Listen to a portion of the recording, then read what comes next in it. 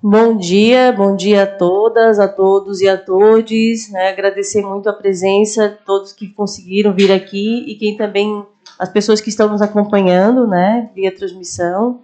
Agradecer também a presença da vereadora Carla Ares, da vereadora Pri Fernandes, da assessoria da vereadora Tânia Ramos, do vereador Afrânio, e a gente vai, então, abrir a reunião da Comissão dos Direitos das Mulheres e da Igualdade de Gênero, hoje, com um tema muito importante, né, numa reunião, uma reunião ampliada dessa comissão, que a gente deliberou e aprovou numa reunião da Comissão da Mulher. O tema de hoje a gente trouxe para falar da cultura de paz na escola, né, que a gente precisa retomar com urgência, e como plano de fundo a gente precisa também debater e dialogar sobre a liberdade de cátedra, ou a liberdade de ensino e aprendizagem, que é um princípio que assegura a liberdade de aprender e ensinar, pesquisar e divulgar o pensamento, a arte e o saber.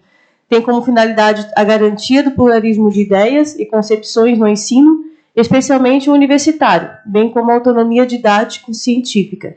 Permite que os docentes expressem sem que seja censurado suas próprias convicções e pontos de vista, sem que haja a imposição de um único critério metodológico ou didático quando haja vários reconhecimentos cientificamente.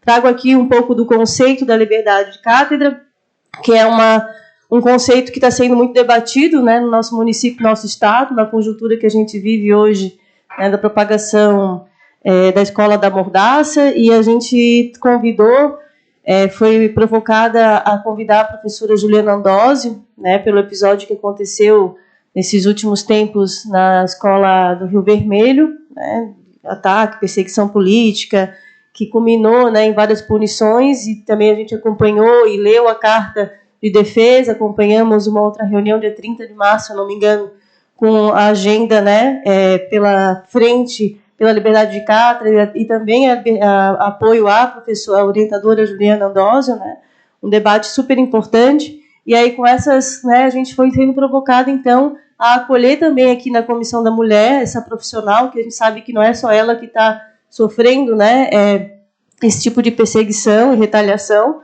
mas que ela está servindo aí como bode expiatório mesmo, uma profissional que faz bem o seu trabalho, que cumpre bem a legislação, a Constituição. Então, a gente foi provocada de trazer, já que tem acontecido algumas falas aqui dentro da Câmara Municipal, de alguns vereadores, né, e vereadora, que falam um monte de asneira, fico falando, propagando fake news, né, trazendo incitação do ódio, né, não contribuindo em nada com o direito garantido na Constituição Federal. Então, a nossa provocação foi essa, de trazer esse debate para que a profissional, a Juliana, e também a Priscila, que está aqui com a gente, né, que é presidente do Conselho Deliberativo e professora também, possa vir compor a mesa com a gente, para a gente fazer o debate. A intenção de hoje é de ouvir vocês e dar lugar, né, para a gente fazer essa escuta tão importante, para que a gente possa ir limpando esse cenário de fake news, esse cenário de ódio que foi implementado, e trazer à luz a verdade, né, trazer a realmente ficar registrado nos autos dessa casa a verdade, a versão da orientadora, para que a gente possa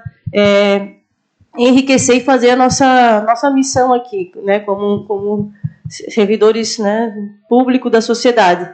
Só trazendo também, chamando a Juliana e a Priscila para compor a mesa com a gente, trazendo também que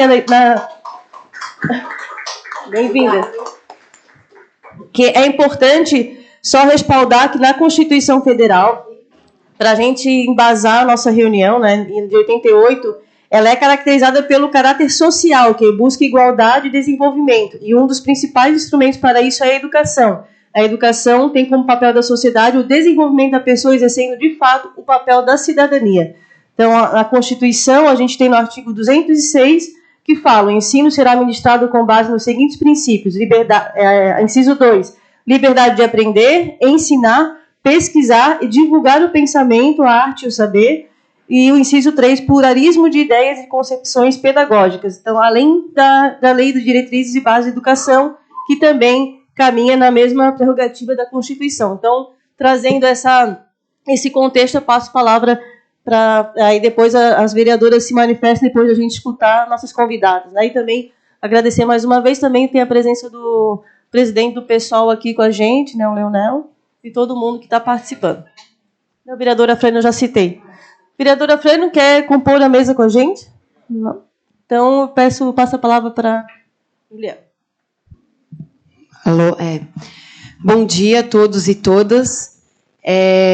Eu agradeço essa oportunidade de estar aqui. Agradeço quem está assistindo, apesar de não estar passando ao vivo, depois nós vamos disponibilizar a gravação. Eu vou começar trazendo um pouco do que a Cíntia falou, que nós montamos um comitê em defesa da escola EB de Muquem, e também em defesa de todos os professores que estão sendo perseguidos, em defesa da escola pública. Nós reunimos todos os sindicatos de Santa Catarina, todos os sindicatos de Santa Catarina, e vários parlamentares que estão nesse comitê. Nós fizemos no dia 30 uma reunião e nós vamos seguir com esse comitê, né? Porque a gente vê a necessidade de estar derrubando essas fake news e falando mal da educação e não investindo nela, né? Primeiro eu vou trazer a realidade da nossa escola, que a minha escola é uma escola grande, ela chama EB de Muquem, ela está localizada no bairro Rio Vermelho, em Florianópolis. Nela, a gente tem matriculado mais ou menos em torno de 1.300 alunos no momento. Ela está sendo ampliada e vai para 2.100 alunos, mais ou menos, daqui a uns meses. Nela, trabalha mais ou menos 100 servidores, né, entre ACTs e contratados temporariamente e também efetivos. Nela tem uma equipe terceirizada de limpeza, tem uma equipe terceirizada de alimentação, junto com nutricionistas, contratada pelo governo do estado. Conforme a gente está em obra, nela tem mais ou menos 50 pedreiros, mais arquiteto e engenheiro, que frequentam essa escola todos os dias. Então, todos os dias passam nessa escola 1.700 pessoas, mais ou menos. Dentre essas 1.700 pessoas, em torno de 10 pessoas resolveram fazer fake news com a escola e trazer para dentro dessa casa mentiras, como o banheiro unissex. Banheiro unissex, todo mundo sabe que dentro de uma escola pública estadual não existe. Não existe. Ainda não tem lei, ainda não foi debatido na nossa escola, não foi debatido na Secretaria de Educação e não foi debatido no sindicato. E se foi debatido, deve estar em alguma ata, porque a gente registra as coisas que é debatida dentro da educação pública. Então, quando tiver 1.700 pessoas, ou pelo menos 1% delas, falando que existe, aí a gente vai dar atenção. Por enquanto, é uma mentira, tá? Outra coisa que é colocado aqui nessa casa, e lá na LESC também, que existe ideologia de gênero na minha escola. Primeiro, que ideologia de gênero não existe. Ideologia de gênero é um factoide de certas religiões para tratar de direitos humanos, de direito de igualdade de direitos, né? Então, quem estuda, quem tem um mínimo de estudo que está aqui nessa casa deveria ter, sabe que ideologia de gênero não existe, né? Existe identidade de gênero, orientação, né? Existe outras coisas, ideologia não. E quando eles colocam que a orientadora da escola, a coordenadora, como eles chamam, é afastada por ideologia, é outra mentira. Porque eu não entro em sala de aula para dar aula. Eu faço orientação escolar. E quando eu entro em sala de aula, eu sempre entro junto com outros profissionais da educação. Então, se há ideologia, há 1.700 pessoas fazendo ideologia, não só eu. Então, nunca poderiam ter me afastado, porque nenhuma dessas acusações é verdadeira. Isso foi provado, e eu posso provar. A realidade da rede de apoio do município e do estado é colocado em questão nessa casa e na LESC. Por quê? Porque, além da escola, a gente tem o CRAS, a gente tem o Conselho Tutelar, a gente tem o posto de saúde, a gente tem a Secretaria de Educação e a gente tem o NEPRE. Quando eu atendo uma família, eu mando para a rede de apoio. E tudo está registrado. Então, se vem questionar a educação pública, Está questionando todo o serviço público. Está questionando o Conselho Tutelar, que é muito bom e capacitado, que está precisando de veículo lá no meu bairro. Está questionando o posto de saúde, que faz um trabalho em conjunto com a escola. Está questionando a assistência social, que trabalhou na pandemia 3 anos, até agora está trabalhando incansavelmente, sem profissionais. Está questionando toda uma rede de apoio. Não está questionando só o meu trabalho, porque eu não trabalho sozinha. Nós não trabalhamos sozinhas. Nós não somos uma ilha dentro de uma escola, nós somos uma equipe, nós somos um conjunto. Outra coisa que questionaram foi a ida do sindicato na escola. Que eu saiba, a gente não vive em ditadura mais. E o sindicato é livre para visitar uma escola, né? Então a gente tem que pensar nessas falas que tem nessa casa e levar para um comitê de ética, porque não está questionando o meu trabalho, está questionando toda uma rede pública. É isso que a gente tem que colocar aqui. Não é o meu trabalho, porque todo o meu trabalho está registrado. O Conselho Tutelar mandou uma carta falando que o meu trabalho é exemplar, certo? A assistência social também vai na minha escola, o meu trabalho é exemplar. Eu nunca deixei de encaminhar uma criança para nenhum desses órgãos. E depois a minha companheira aqui de trabalho, a Priscila, vai colocar que a nossa escola é um coletivo. É um coletivo, ela não trabalha sozinha, eu não trabalho sozinha, a minha diretora não trabalha sozinha. Inclusive, na Alesc, esses dias a gente teve uma fala do deputado estadual, o Marquito, que ele coloca que as diretoras, além de todo esse trabalho, né, de administrar uma escola de 1.700 pessoas que passam nela, tem que ficar administrando obra. Né? Isso está errado. Então, se esses parlamentares querem cobrar de alguém, que cobre da rede toda de apoio, não só de uma profissional. Tá? E a criminalização do sindicato. É um absurdo que qualquer pessoa que frequente essa casa criminalize um sindicato. Porque sindicato é lei, gente. É lei. A gente não pode deixar de cumprir a lei. Né? A gente não pode deixar de cumprir a lei quando a gente agride um servidor público e desacata ele ao vivo, falando que ele faz banheiro unissex e ideologia de gênero. Né? E eu acho que é isso. Se eu lembrar de mais alguma coisa, eu coloco aqui. Tem um abaixo-assinado com mais de 4.000 assinaturas, tá? Que está rodando pela cidade. Tem online, tem físico. Né? Então, a gente não está sozinho, então todos os professores com a gente, inclusive, era para ter mais professores aqui que estão sendo perseguidos por parlamentares que frequentam o Alesc, né? Que estão com problema psicológico, psiquiátrico, estão tomando remédio, porque foram expostos em redes sociais. Enquanto a gente não terminar com esse discurso de ódio nas redes sociais por pessoas públicas que deveriam estar defendendo a educação pública, a gente vai ter tragédias como aconteceu em Blumenau, como aconteceu em São Paulo, como aconteceu em outros lugares. Porque quando a gente trabalha com a cabeça de uma criança, falando para a criança que a orientadora ou as professoras fazem ideologia e perseguem alunos, a gente está criando um discurso de ódio que mais para frente essas crianças vão vir nos assassinar.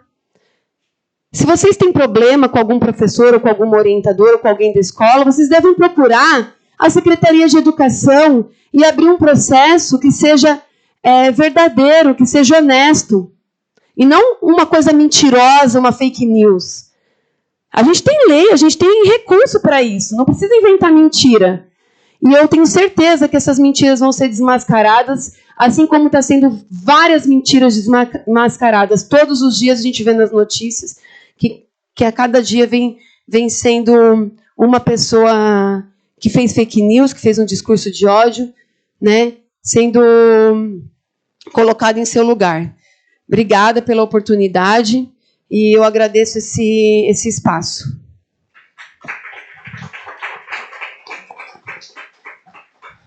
Obrigada, Juliana, mais uma vez nossa solidariedade, né, para tudo que tu está passando. A gente não consegue imaginar, né, como deve ser enfrentar toda essa agitação política, né, contra uma profissional.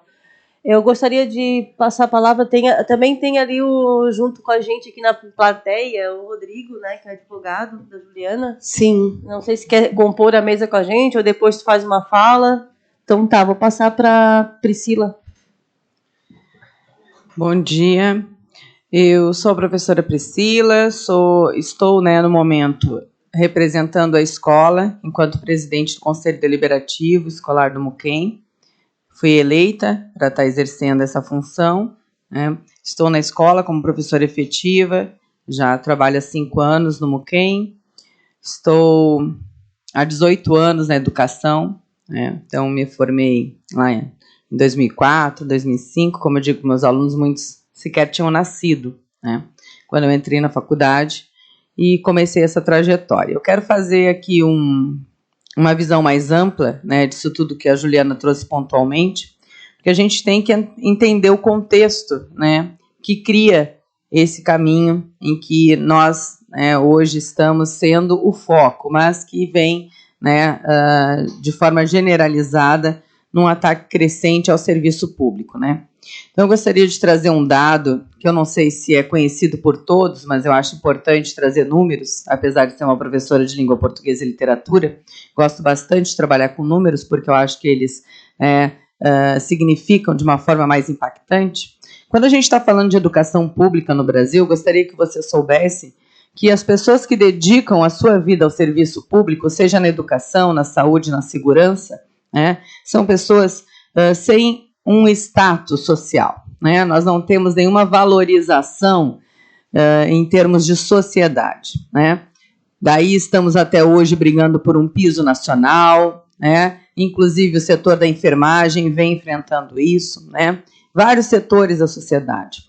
E na escola pública no Brasil nós atendemos nada menos, né, do que 80% da população.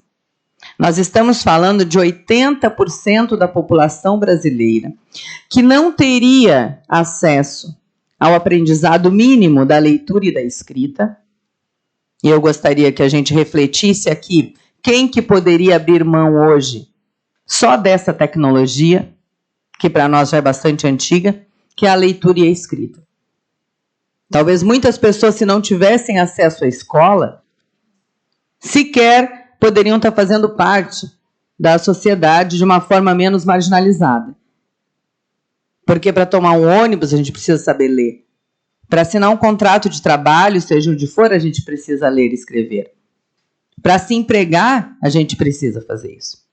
Então eu gostaria de retomar aqui, número 1, essa história de falta de valorização da educação no nosso país. E um país que, porque não valoriza a sua educação, tem aí menos de 10% dessa população chegando ao ensino superior. A gente está falando de 90% da nossa população que não acessa o ensino superior. E não porque não tem potencial, capacidade, ou uma série de outras questões que a gente poderia colocar aqui, cognitivas. Não. Por questões sociais. Os nossos alunos que frequentam o noturno no Muquem, frequentam o noturno porque precisam trabalhar. Porque precisam auxiliar as famílias a botar comida na mesa. E aos 16, 18 anos não estão preocupados em concluir os seus estudos, em fazer uma faculdade, em fazer uma formação profissional. Estão preocupados em botar comida na mesa. Algo que é no mínimo triste para a gente pensar. E quando a gente se aproveita, eu vou chamar se aproveita, porque é o que essas pessoas estão fazendo, de um grupo de pessoas que historicamente não é valorizado, que são os professores, para, de um lado, estarem tomando conta das crianças, dos filhos dos trabalhadores que deixam os seus filhos na escola conosco e confiam na escola para isso, porque senão não deixariam 200 dias do ano as crianças na escola conosco. Então é sobre isso que eu gostaria de vir falar aqui hoje. Infelizmente, a nossa orientadora Juliana está sendo, sim, perseguida. Foi eleita a dedo dentro da unidade do Muquem, como muitos estão sendo no estado de Santa Catarina e fora no Brasil também. Por quê? Porque essas pessoas buscam atacar quem está numa situação de vulnerabilidade. Buscam atacar um servidor que não concluiu seu estágio probatório. Buscam atacar um servidor que se posiciona politicamente. Buscam atacar o servidor que faz bem feito o seu trabalho. E eu gostaria de trazer uma segunda reflexão aqui, para quem é funcionário público principalmente. Algum dia a gente ouve publicamente elogios ao funcionalismo? Seja na Câmara de Vereadores, seja na Assembleia Legislativa? Quando? Quando que eu ouvi um elogio a uma escola que, como a nossa, cansou de fazer arrecadação de alimentos entre os professores? E não estou falando das cestas que vêm do governo, porque essa nós também fomos responsabilizados a entregar para as famílias durante a pandemia, mas eu não estou falando dessas. Eu estou falando das situações em que a gente descobre que tem um aluno vindo para a aula numa situação de miséria e fome. E então nós, sigilosamente, para não expor essa família, porque não é a nossa função, acolhemos essa família, fazemos, reunimos recursos, reunimos alimentos e entregamos para ajudar. Isso não é o que a gente deveria fazer enquanto escola, mas nós acabamos fazendo isso. Eu, este ano, eu tive o prazer, e vou começar a interpretar dessa maneira, tive o prazer, de ser chamada de puta e vagabunda durante o exercício da minha função, por um aluno, tomado exatamente por esses discursos que a gente tem ouvido na sociedade, e dizendo que eu estaria defendendo pessoas que produzem assédio. Eu tenho uma filha matriculada na escola em que eu trabalho. Eu confio tanto no serviço público que a minha filha sempre estudou em escola pública, e preferencialmente naquelas em que eu estava trabalhando, porque eu confio nos meus colegas, eu confio nos trabalhadores da educação. Já trabalhei aqui na prefeitura, já trabalho no estado há um tempo, e nessa cidade eu consigo perceber que toda vez que há uma falha, e que muitas vezes não é uma falha da escola, é uma falha dessa estrutura que a Juliana citou aqui, é a escola que vai receber a consequência, que é esse tratamento de desrespeito, esse desacato cotidiano que nós sofremos.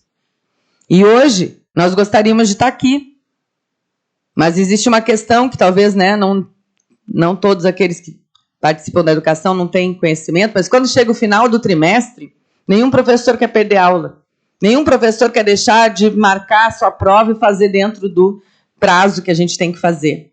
Nós trabalhamos seguindo prazos, nós trabalhamos com legislações, nós nos formamos em uma área específica para estarmos em sala de aula ensinando e compartilhando o conhecimento que nós fomos à universidade aprender e trazer para as escolas. E incentivando os nossos alunos a traçarem não necessariamente a nossa trajetória, mas uma trajetória que eles desejem e que eles acreditem ser digna para eles. Então eu gostaria de dizer para vocês que a nossa escola não está aqui porque é fim do trimestre, estamos todos em aula. E quando eu mandei convite ontem, a fala dos professores era essa: olha, eu estou em aula, nesse horário eu estou em aula. E a maioria de nós está em aula. Eu dou aula de manhã, de tarde e de noite naquela escola. Meu horário é todo picado. Eu dedico há 20 anos, quase toda a minha vida, à educação. Então, as pessoas que estão na escola, que estão trabalhando na escola, e que têm a confiança da comunidade, que lá deixa seus filhos a partir dos 7 anos de idade, confiando no nosso trabalho, em algum momento, quando não é atendida no seu pleito, seja um pleito discriminatório, de uma perspectiva de gênero, ou de uma perspectiva racial, ou de uma perspectiva religiosa, quer se fazer ouvir através do grito, através da violência. E todos nós que frequentamos a universidade sabemos que não é assim que funciona o discurso acadêmico. Não ganha e defende uma tese aquele que fala mais alto, aquele que sabe mais palavrões para xingar os outros, aquele que desmoraliza a partir de mentiras. Não é assim que funciona o discurso científico. E nós vimos uma população se voltar, inclusive, contra vacinas. E aí eu quero ampliar um pouquinho mais esse olhar. Eu quero ampliar para os anos que as crianças passaram em casa durante a pandemia. E os estudos que foram oriundos disso. E eu gostaria que vocês pesquisassem, vocês vão saber que a violência aumentou contra as mulheres, a violência aumentou contra as crianças. A violência só aumentou no tempo que as crianças não puderam frequentar a escola. A escola no Brasil, gostaria que vocês soubessem, caso alguém aqui não saiba, é rede de proteção à vida dessas crianças. E hoje nós estamos recebendo ameaças de ataques dentro desses ambientes. E as pessoas estão discutindo se nós devemos nos armar. E é óbvio que não é essa a solução, porque a segurança pública tem o seu lugar e ela pode estar da porta da escola para fora, benéfico que seja. É função dela, mas não dentro da nossa escola. Não criar uma ideia de que os professores têm que fazer um curso de defesa pessoal ou que devem portar uma arma. Não é isso, gente. Não é para isso que a escola existe. A escola existe exatamente para que a gente frutifique um outro caminho na nossa sociedade, que é o caminho do entendimento, da tolerância, do estudo, que é o caminho da gente poder sentar e dialogar. Que nós tivemos, até o momento, uma dificuldade muito grande de fazer isso na nossa escola. Então, pessoal, hoje eu estou aqui, mas eu estou triste. Eu estou triste porque a gente, desde fevereiro, está tentando iniciar o ano letivo. E a gente está chegando no final do trimestre. Já estamos chegando daqui a pouco em maio. E para vocês terem uma ideia da dimensão financeira que isso causa na nossa escola, sem conseguir fazer uma assembleia de pais, nós não conseguimos constituir uma associação de pais e professores, uma APP, e nós perdemos um recurso do PDDE de mais de R$10 mil no primeiro semestre para a escola. Então, se a gente quer falar em números, a gente tem que falar nesse prejuízo. A gente tem que falar que a nossa gestora e várias pessoas da escola, a gente cansou de fazer vaquinha, inclusive, pagamos a internet, pagamos o conserto de torneiras, pagamos lâmpadas que queimam, porque esse dinheiro não é um dinheiro que a gente pode, às vezes, dar conta de outros orçamentos, a gente precisa tudo justificar, e aí, às vezes, a APP, esse recurso que vem, que a gente pode fazer esse gasto de manutenção básico, elementar. Então, essa foi apenas uma das implicações. Fora a questão pedagógica, a quebra de confiança entre professores e alunos, a quebra de confiança entre comunidade e a própria gestão da escola. Então, não, gente, ninguém defende nada que esteja errado. E nós, educadores, somos os primeiros a nos levantarmos e tentarmos solucionar as questões que nos aparecem na escola, ainda que não sejam questões do nosso alcance, como a questão da alimentação. E nós fazemos isso. E mesmo com toda essa situação que tem acontecido nesse estado, nós temos que acordar e tratar dignamente, com respeito, cada um dos nossos alunos, fazendo o nosso trabalho, com toda a dedicação. O governador decretou há pouco tempo 3 dias de luto no estado. E eu gostaria de aproveitar esse espaço para perguntar luto para quem? Porque naquele dia eu estava dando aula sem conseguir olhar para os meus alunos, dando aula muito triste e trazendo essa situação para a sala de aula. Dando aula e pensando, ainda bem que não foi na minha escola. Olha que triste eu pensar isso. Aconteceu com outras famílias, com crianças. E isso é um horror que a gente está vivendo. A gente ir trabalhar numa escola se preocupando com a nossa vida, com a nossa saúde física, mental, se preocupando se o nosso filho vai voltar bem para casa, porque a minha filha foi muito atacada ao tentar defender as pessoas que ela conhece e que são do círculo familiar dela e que estavam também sofrendo uma série de denúncias.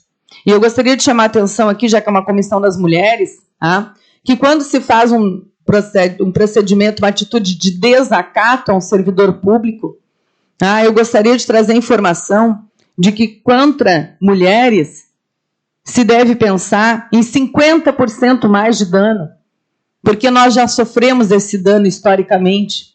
E eu gostaria de lembrar que a escola é majoritariamente composta e o seu trabalho é executado por mulheres. Então nós somos, sim, um público visto como mais vulnerável para esses ataques. Eu sou uma mãe que criou sozinha a minha filha. Eu já estou num índice na nossa sociedade, que o IBGE já traz isso em censo, que mais de 50% das famílias brasileiras não tem um homem chefe de família, tem uma mulher chefe de família. Então, se nós estamos pensando ainda que é possível falar em família tradicional, se é possível falar num Estado que privilegie uma tendência à orientação religiosa, ou de gênero, ou de sexual, nós estamos muito atrasados, E quando eu dou aula de literatura, a gente fala sobre modernismo, e eu sempre ironizo nessas aulas. Uma discussão até que Bruno Latour vai trazer, o filósofo italiano, vai dizer, jamais fomos modernos. Jamais. Porque se modernidade é a gente colocar em prática os ideais republicanos, que nós nos tornamos em 1889, uma república independente, de igualdade, de liberdade, de fraternidade, de direitos, nós ainda não nos tornamos isso.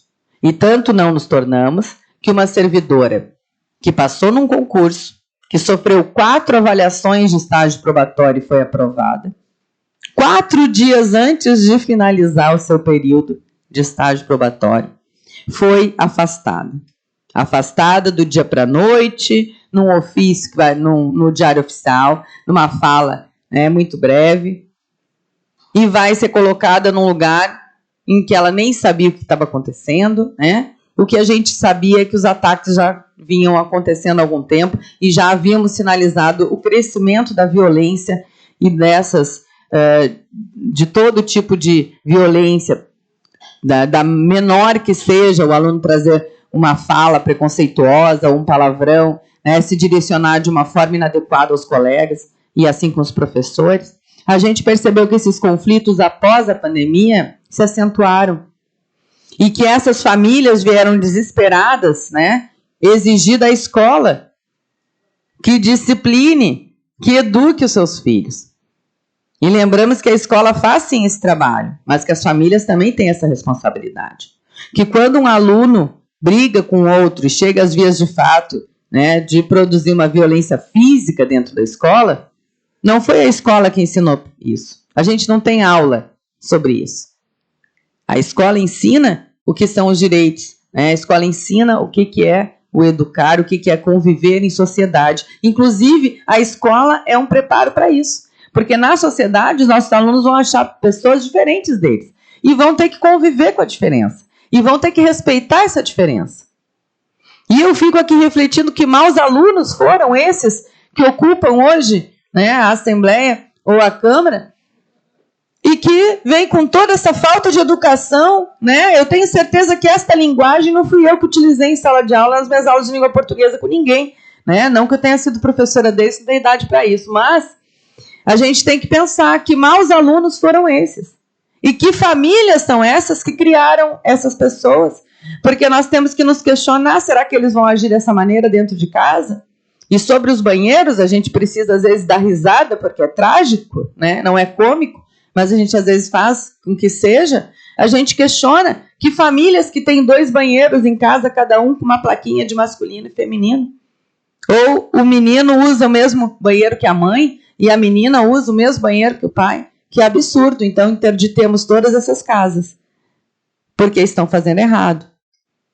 E as famílias que se dizem, né, religiosos, então, por favor, tentem pregar algo que a religiosidade traz, que é o respeito pelo outro, né? Que é não agredir, não matar, não violentar o outro. Eu não conheço tendência religiosa, ainda que eu seja ignorante de muitas, sobre muitas, que pregue que a gente deva fazer um ato de violência contra os outros. Eu acho que a gente precisaria evoluir.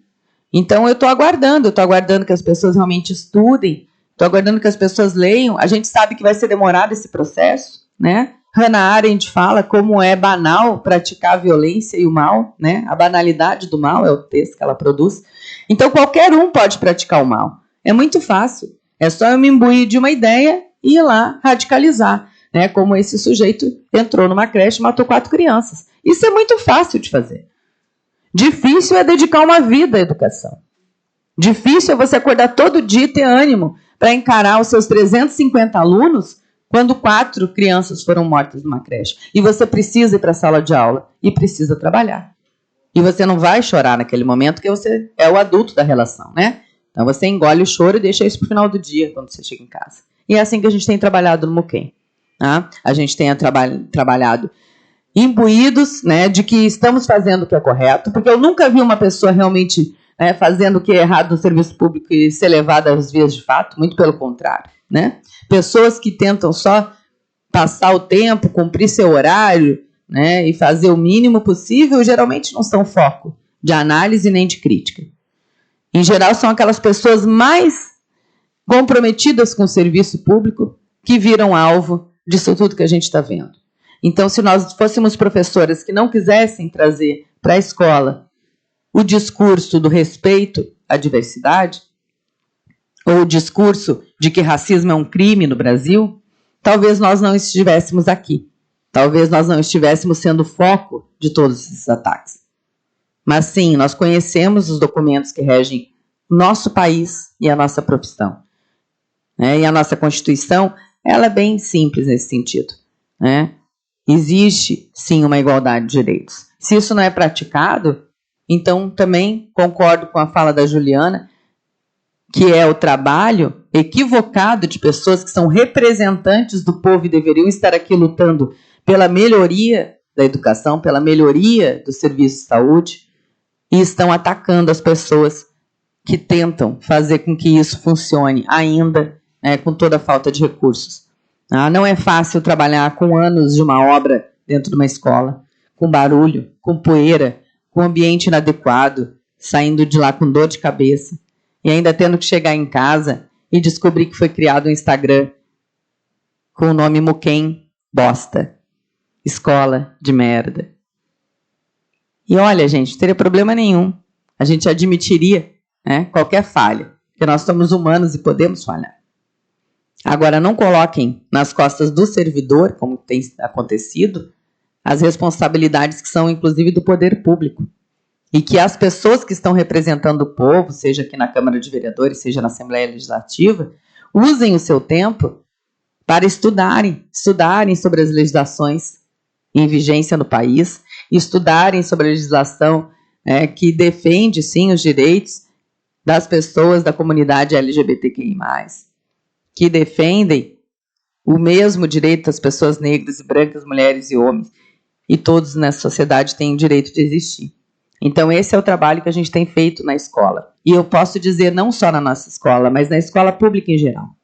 Porque na escola pública a gente recebe todos os públicos. É importante que se saiba disso. Existe escola que é luterana, que é evangélica, que é católica, mas a nossa escola não é. A nossa escola é uma escola pública e o nosso Estado é laico. Isso está na Constituição. Todas as tendências religiosas são abrigadas neste país, ainda com todo o preconceito que há e que a gente deve combater. Então, se a gente está incomodando alguém, então provavelmente a gente está fazendo certo. Provavelmente a gente está fazendo nosso trabalho. A gente está fazendo nosso trabalho de educar essa sociedade. E educar não só sobre quanto é 1 mais 1, ou sobre o que significa uma palavra que não é conhecida. Não, não é sobre isso. Educar para as relações, educar para a convivência, educar para que a gente não aumente a situação de violência na qual nosso país já se encontra há muito tempo. Agora, é uma regularidade a violência no nosso país? É uma regularidade. As pessoas que tentam fazer a mudança, que tentam trazer aí o cumprimento às legislações, são atacadas? São, todo dia. Somos. Me incluo nisso. Então, eu gostaria de agradecer o espaço que nós temos aqui, e a atenção de vocês, mas eu creio que esse debate é apenas um exemplo de tudo que a gente tem que melhorar nesse país, em respeito ao serviço público, que é, sim, quem educa e quem zela pelo nosso futuro, que são as gerações que vêm e que passam todas pela escola. Então, bem ou mal, a gente está fazendo nosso trabalho. E por isso que estamos sendo perseguidos, por isso que estamos sendo acusados. E tudo bem se fosse apenas um enfrentamento no nível das ideias. Mas quando esse enfrentamento vem para o nível da humilhação, da mentira, então realmente a gente não pode concordar com isso. Agora, o que a gente sabe é que o processo de se trazer à luz a verdade dos fatos e aquilo que é correto, ele é demorado. Então, a gente sabe que isso não vai se resolver nessa semana, provavelmente não vai se resolver nesse ano. Isso é uma discussão que a gente vai seguir fazendo durante muito tempo. Então, o que eu gostaria de solicitar, principalmente a essas pessoas que, como a gente diz, estão com sangue nas mãos, porque incitaram, sim, pessoas ao ódio, à violência, e chegou-se aí ao trágico evento de se assassinar crianças nesse estado. Então, eu gostaria de pedir que a gente consiga, sim, instituir um clima minimamente de diálogo, de paz, de entendimento, e que a gente use o nível, esteja no plano das ideias, que aqui a gente pode conversar sobre tudo. Agora, o que a gente não pode aguentar é tentar fazer o nosso trabalho da melhor maneira possível, se dedicando, tendo comprometimento, e sofrer essa série de ataques. E muito triste, eu digo a vocês que eu não gosto quando a Juliana diz para mim: Priscila, estou preocupada com a minha vida, porque eu não quero acreditar que alguém seria capaz de atentar contra a vida de uma pessoa por uma dissidência de ideias, né? Mas a gente tem visto isso acontecer tristemente no nosso país nos últimos anos. Então, agradeço muito a oportunidade de estar aqui, né? Parabenizo a Mandata pela criação dessa comissão, né? Porque, sim, na educação, hoje, né, já mudaram muito esses números, mas a gente sabe que é uma tradição, né, em que as mulheres estão à frente, tanto do cuidado, né, quanto da educação. Então, agradeço a gente ter essa acolhida, de vocês, e sabemos da importância, de cada um estar levando isso adiante, né, para os seus grupos, nas suas conversas, e a gente tem certeza, né, que, como a Ju falou, desses 1.300 alunos que nós atendemos, não é a maioria que se posiciona dessa maneira. Nós fizemos um abaixo-assinado na escola, recebemos mais de 500 assinaturas e mais de 200 mensagens de apoio, que a gente nem deu conta ainda de divulgar nas redes, de tanta mensagem positiva que vem. Só que, infelizmente, não é isso que aparece nas tribunas, não é isso que aparece nas redes sociais, né? Mas a gente quer dizer, né, eu quero deixar aqui esse recado, que as pessoas que movimentam, né, toda essa energia para gerar a turbulência, o mal e a violência, que utilizem essa energia, né, para fazerem o bem também, né, para conhecerem o trabalho que a gente faz na escola e para nos conhecerem, né, porque quem diz que funcionário público não trabalha é porque, obviamente, não conhece o serviço público. Se conhecesse, não diria isso. Então, na educação, né, apesar da gente ter sido vilipendiada aí nos últimos 6 anos e continuar, né, sofrendo tudo isso e não termos um status elevado, nós vamos seguir lutando, né? Ninguém vai deixar de fazer isso, né? E ainda que estejamos em luto, vamos seguir na luta, porque não é outra maneira, né? Não vai existir outra maneira de se diminuir a desigualdade desse país, né? Que é a maior preocupação que nós temos e que é geradora de todo tipo de violência, né? E de falta que a nossa sociedade, né, tem. E não é porque a gente não tenha recurso, né, não é porque a gente não tenha condição ou não tenha expertise para fazer tudo isso. Mas é porque, às vezes, né, a pessoa que está levando à frente as questões da sociedade não se compromete com o povo, né, se compromete com causas próprias, né, ou com questões aí de cunho muito restrito de um grupo, e a gente não pode deixar que isso continue numa crescente, né? A gente precisa dialogar sobre isso e também precisamos que a população se posicione.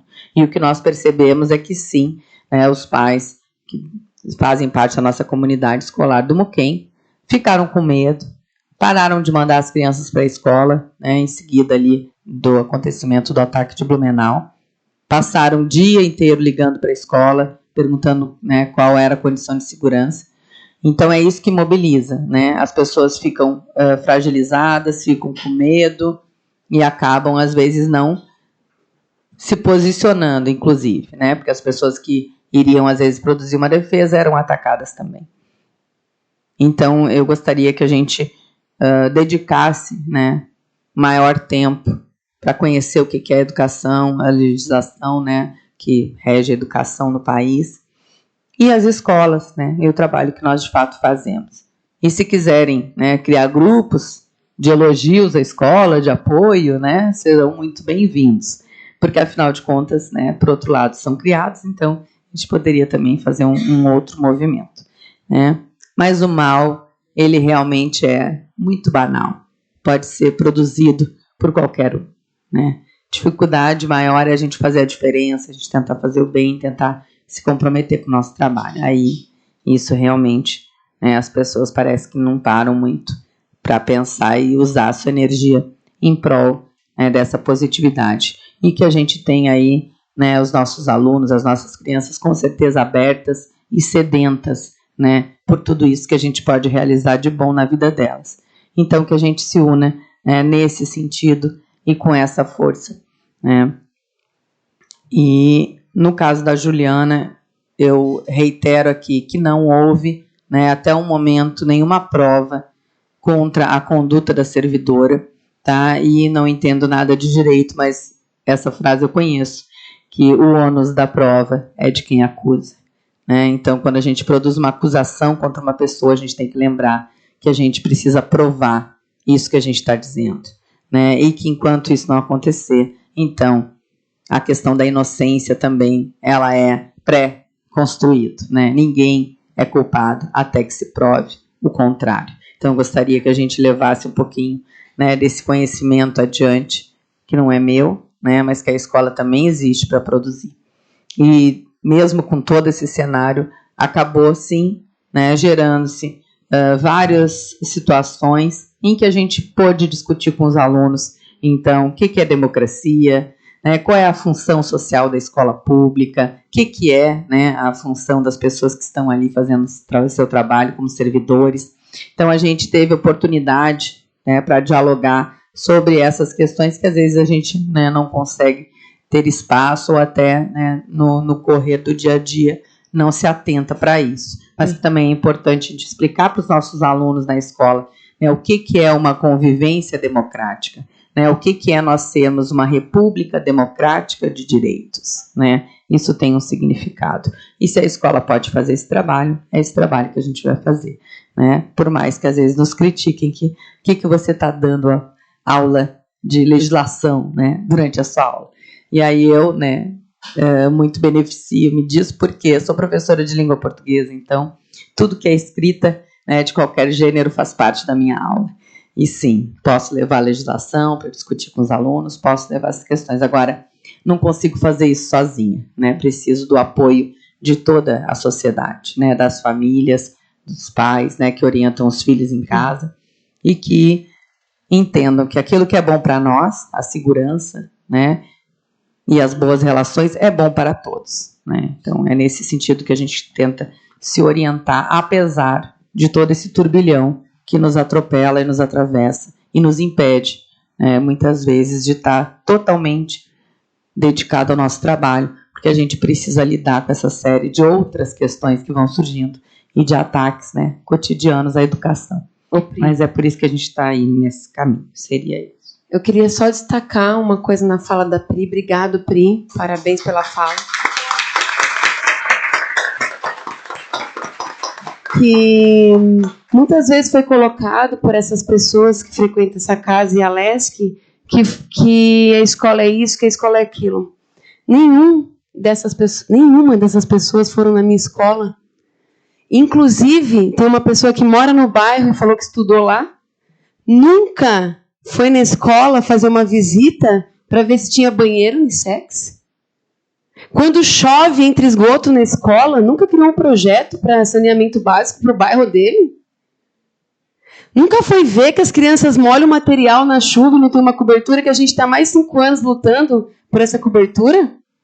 Nunca viu que o ônibus não passa às 10 horas para pegar os alunos, eles ficam até 10h30 esperando a noite sem luz na rua? Que vereador que é esse? Que não conhece a própria rua, a própria casa, a própria escola do filho? É lamentável que a gente tenha que escutar que a gente não faz o nosso trabalho, fica fazendo ideologia, e a pessoa não trabalha, pinta guia e se elege fazendo fake news. É lamentável. Só deixar registrado aqui.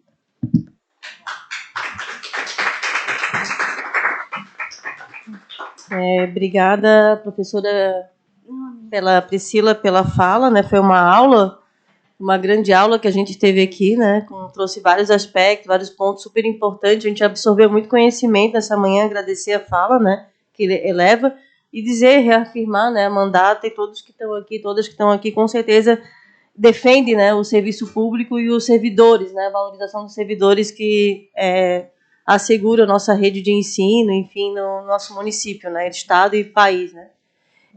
Eu vou deixar aberto, agora são 11h20, né?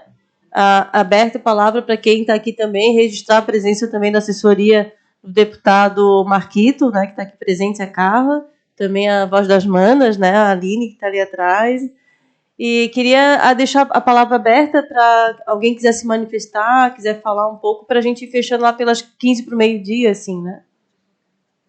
O advogado está aqui, o Rodrigo. Sim. Aí eu vou... Acho que seria interessante, Rodrigo, tu dar uma geral da situação. Tudo legal com a câmera aqui? Tá.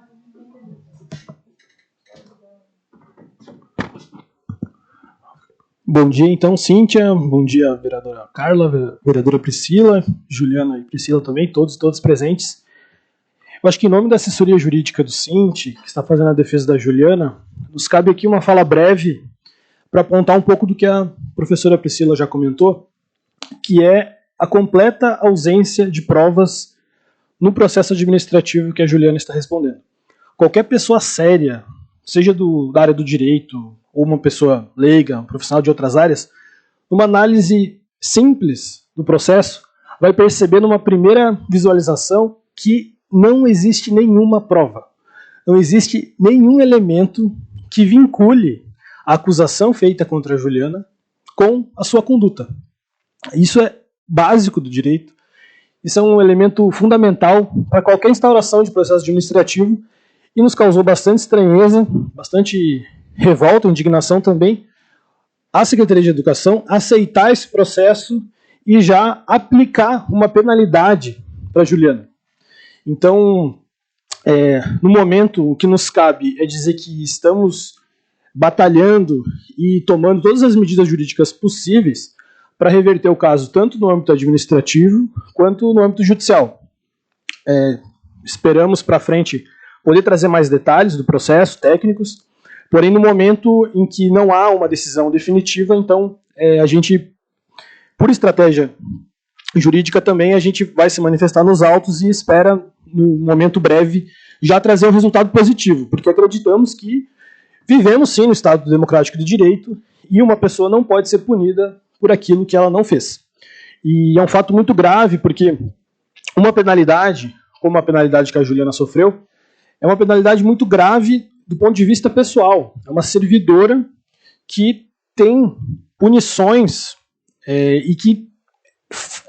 punições que interferem na sua vida, punições que atiram do seu local de trabalho, punições que, inclusive, descontam o seu salário, e isso tudo derivado de ações que ela não cometeu. E esse cenário, infelizmente, né, a gente vem recebendo denúncias de outros servidores, de outros professores, aqui em Florianópolis, em outras regiões do estado também, e a gente percebe que não é um fato isolado. Não é um fato isolado, e por isso que, além da defesa jurídica, a gente precisa fazer a defesa política. E esse espaço aqui hoje, como todos os outros espaços que a Juliana está organizando, que o Cinti está organizando, que todo apoiador, toda apoiadora da educação está fazendo, é fundamental para a gente coibir esse processo, coibir esse avanço da extrema-direita, esse avanço de quem não respeita o ECA, de quem não respeita a Lei de Diretrizes Básicas da Educação, está fazendo contra os profissionais da educação e fazendo contra a educação em geral.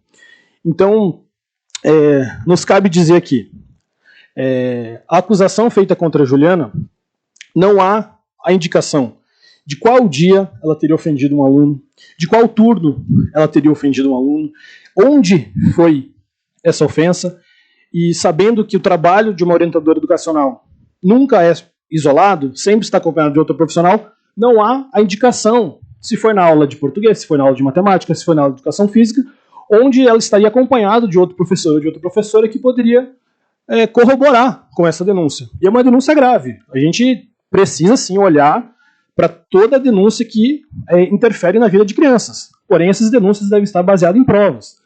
Não pode apenas estar baseada em alguém disse, e isso não se materializar no processo. Então, da nossa parte da assessoria jurídica, a gente está tomando as medidas cabíveis e confiamos, sim, tanto nos profissionais dos servidores da Secretaria de Educação, quanto da Justiça, do Tribunal de Justiça, para tomar a decisão correta, que é a absolvição de todas as acusações que a Juliana vem sofrendo e a retirada das punições que ela sofreu até o momento. Então, nos cabe isso e deixo a fala aqui, que é uma fala tanto jurídica quanto política, para a gente estar atento e vigilante a todos esses processos, que infelizmente vem crescendo, essas denúncias de casos de professores e professoras perseguidos, para a gente frear esse processo. Acho que é tarefa não só tarefa da assessoria jurídica, é tarefa de todas as pessoas que acreditam e defendem numa educação pública de qualidade. Então, deixo essa fala aqui da assessoria jurídica do Sint. E, por fim, acho que nos cabe aqui ainda um voto de confiança em quem pode tomar as decisões corretas para absolver a Juliana de todas as acusações injustas e inverídicas a que foi acusada. Muito obrigado. Mais alguém? Mirê, Marta e depois o Leonel, depois a Aline. Tá. Mirê, Marta.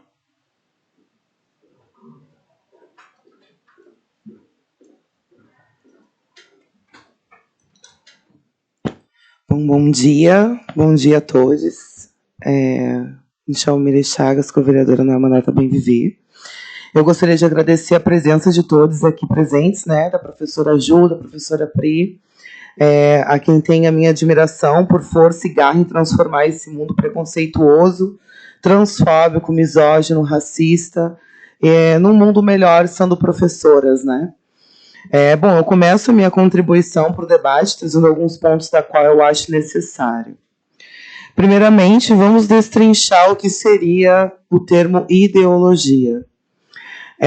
Ciência proposta pelo filósofo francês de 1754 a 1836, que atribui a origem das ideias humanas às percepções sensoriais do mundo externo. No marxismo, totalidade das formas de consciência social, o que abrange o sistema de ideias que legitima o poder econômico da classe dominante, a ideologia burguesa, e o que expressa os interesses revolucionários da classe dominada, a ideologia proletária socialista. E agora, essa ideologia de gênero, terminologia marxista que foi tomada pela extrema-direita para trazer um ressignificado do que eles mesmos pregam, através de suas imposições ideológicas, teóricas, na prática em relação às questões de gênero. A imposição de nos enfiar a goela abaixo um sistema cisgênero binarista que dita regras mesmo antes das pessoas nascerem, através dos chás revelação de gênero, por exemplo, onde ali já criam todo um imaginário e expectativa sobre os futuros comportamentos de um ser humano que ainda nem veio ao mundo. O Portal Catarinas, inclusive, fez uma publicação bem interessante trazendo esse debate. Sugiro darem uma olhada. Outro vídeo muito interessante que, quando a gente pesquisa sobre ideologia de gênero, aparece de um médico, que é o Dr. Drauzio Varela, que ele faz sobre a questão biologicista, né? Já que a extrema-direita gosta muito de trazer esse debate quando a gente vai falar de pessoas trans em relação às questões biologicistas, né? Sim, se nós vamos pensar assim para explicar a biologização de corpos, então vamos usar outro critério para definir a sexualidade por cromossomos XX e XY. Cromossomos na menina são XX e no homem XY. O que quer dizer, perante a sociedade, mais ou menos como menina usa azul, menino usa azul e menina usa cor-de-rosa. Entretanto, se fosse tão simples, todos os homens teriam em determinados tecidos cromossomos XX de mulher. Por quê? Porque nem sempre a divisão dos cromossomos acontece de maneira tão clara assim. Todas as mulheres também têm cromossomos X e Y. Pela mesma razão, talvez, que as pessoas não saibam, mas um feto masculino no útero de uma pessoa que gera libera células-tronco, aquelas células de potência que atravessam a placenta. Então, as mulheres que têm filhos homens têm células XY até no cérebro, já que tem um célebre caso escrito na ciência de que uma senhora de 90 anos, segundo o Drauzio Varela, tinha células XY no cérebro e ela tinha tido, acho que 1 ou 2 filhos do sexo masculino. Então, não dá para dizer que é assim, tendo XX é mulher, tendo XY é homem. Então, vamos pensar nos genes, não gêmeos, né? Que é o que as pessoas geralmente tratam, esses genes.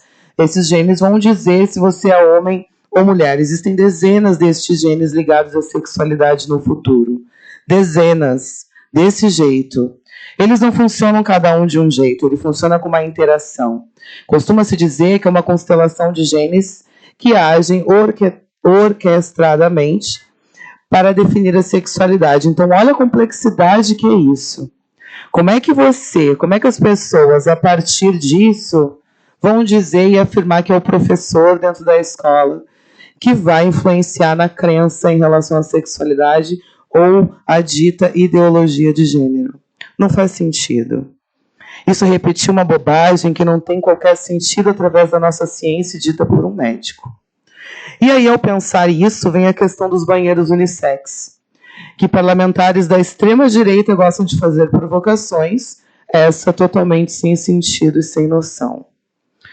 E aí, ao pensarmos isso, a gente se questiona se nos gabinetes desses parlamentares, desses atores e atrizes políticos, os banheiros são para uso coletivo ou separados por gênero.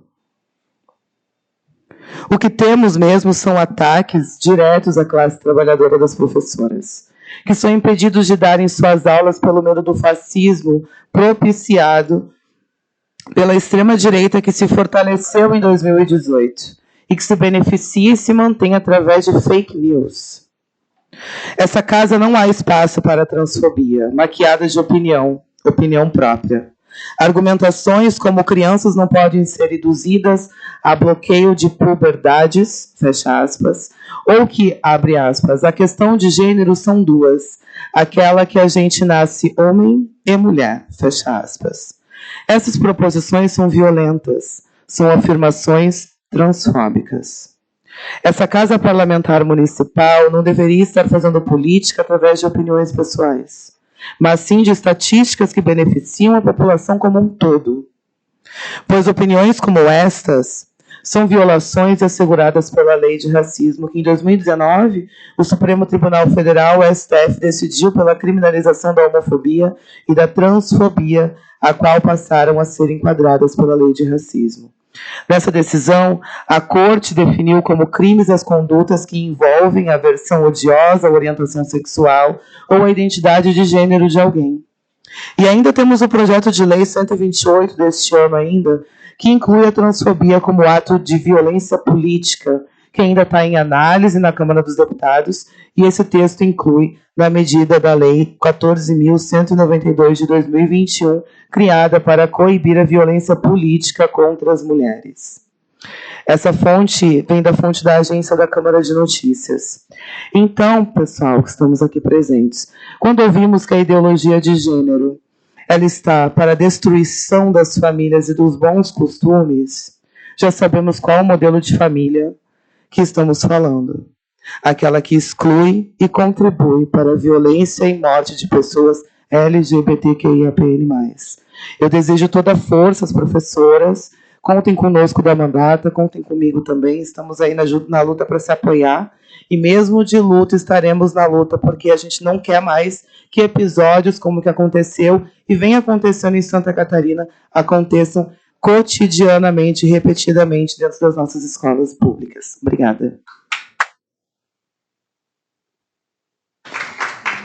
Obrigada, Mirê. Só a Marta pode vindo, e para a gente colocar também para que a gente possa cumprir o horário, né? De repente a gente colocar um tempo para fala de 3 minutos, e se precisar, daí tem mais 30 segundos, um minutinho para concluir, tá? Então, depois da Marta, o Leonel, a Aline e depois a Carla. Tá. Sem problema. Dia. Obrigada. Tá. Não tá, né? Não tá. Tá verdinho. Tá? Agora tá. Não estava apagado.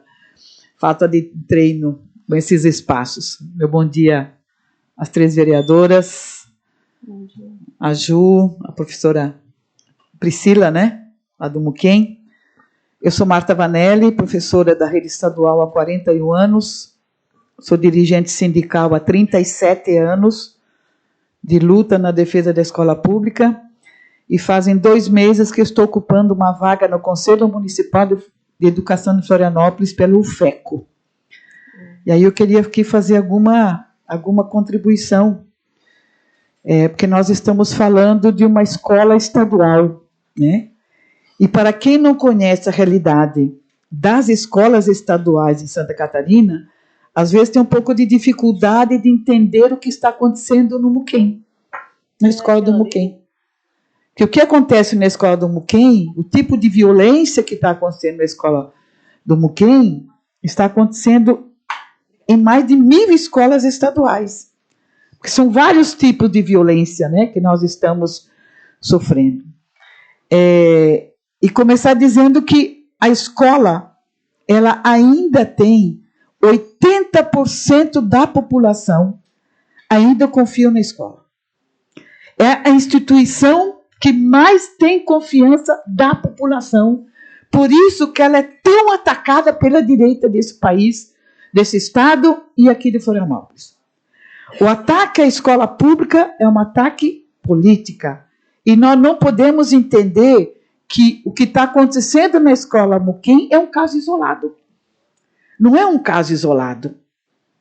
É um caso de violência a uma instituição que tem 80% de credibilidade na sociedade. E aí, diferente um pouco das escolas públicas da rede municipal de Florianópolis, que também não é das melhores, né? Ainda precisa melhorar muito, mas na escola estadual, além dos 82% que trabalham nela são mulheres, mas as escolas estaduais, quem trabalha nela, 80% também são professores contratados em caráter temporário. 80% dos professores que atuam numa escola estadual, elas são de caráter temporário. Não são do quadro efetivo.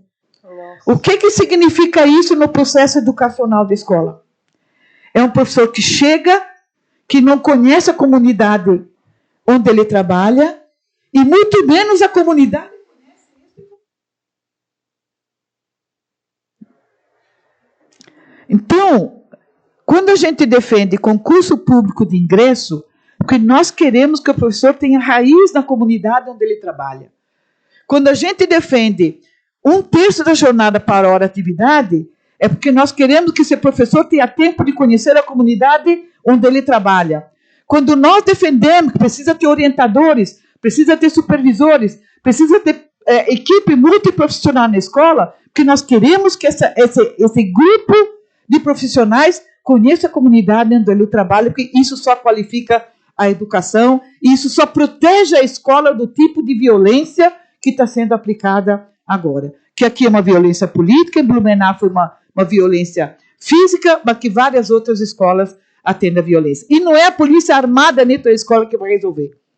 Porque o governador Jorginho decidiu, depois do caso Blumenau, eu vou colocar policial armado em todas as escolas, isso não vai resolver o problema. O problema se resolve, entendeu? Com uma educação que trabalhe para a cultura da paz. Entendeu? E a polícia tem que ficar da porta para fora. Dentro da escola, é o pessoal profissional da educação que tem que trabalhar, que tem que atuar. Por isso que uma medida